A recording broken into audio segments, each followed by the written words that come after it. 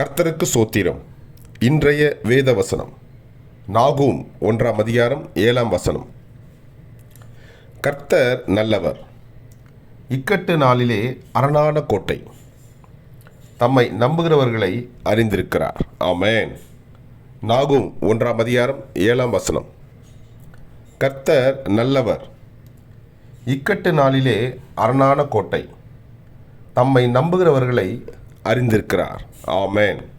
நாகூம் 1:7. கர்த்தர் உங்களை ஆசீர்வதிப்பாராக, உங்களோடு கூட இருப்பாராக. ஆமென்.